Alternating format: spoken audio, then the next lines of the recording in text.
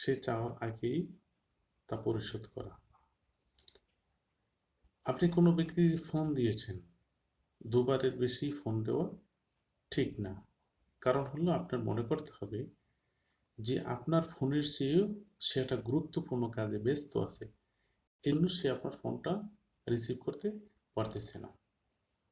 এটা হলো ভদ্রতা। নাম্বার 3, আপনার ফোনের রিংটোন এমনভাবে বাজিয়ে না রাখা যে আপনার ফোনে রিং বাজা শুরু করলেই 1-1.5 কিলোমিটারের ভিতরে মানুষ সজাগ হয়ে যাবে। নো, আপনি জনসম্মুখে যাবেন, আপনি যেখানে যাবেন সেখানে আপনার ফোনটা সাইলেন্ট করে রাখবেন, অথবা আপনার ফোনের রিংটোন স্লো করে রাখবেন, যেন আপনার মানুষ যেন সজাগ না হয়। আপনি যদি কোনো হাসপাতালে যান, আপনার আত্মীয় স্বজন অথবা বন্ধু বান্ধব, তার সাথে আপনি ইচ্ছাকৃতভাবে সব কিছু খোলামেলাভাবে জিজ্ঞাসা করা ঠিক না। সে যেটা বলতে চায় সেটা শোনা, তার পারিবারিক তোর অসুস্থতা এ বিষয়ে তার কাছে বলাটা ঠিক না। কারণ হলো ব্যক্তিগত বিষয়, তখন তারই মন খারাপ, তখন আপনার কাছে কি বলবে।